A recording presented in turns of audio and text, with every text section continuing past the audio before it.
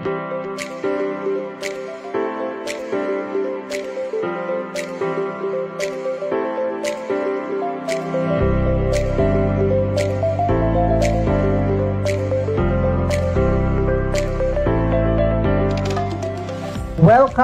to Futura Monte Naga Building A groundbreaking ceremony. Today, with all of you, we are not only witnessing the start of construction, we are also laying the foundation of the homes and the memories that will soon fill these spaces in the future.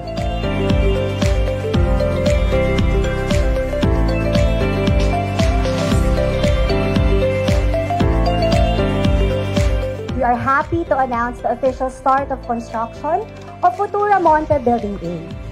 The foundation is being laid, the framework will soon rise, and the dream is taking its tangible form. From this moment forward, the only way is up.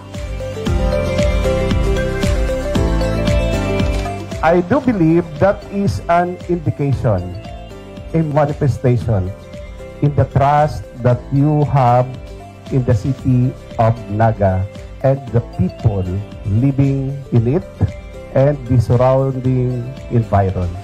So, in behalf of the city of Naga, thank you.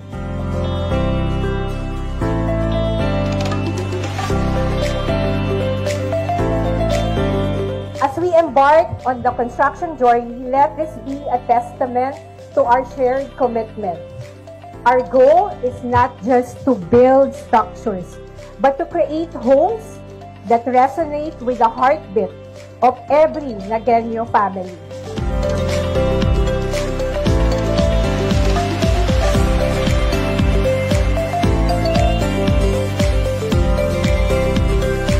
What this project for us is more of, we're creating future memories. We're creating future memories here and future sustainability.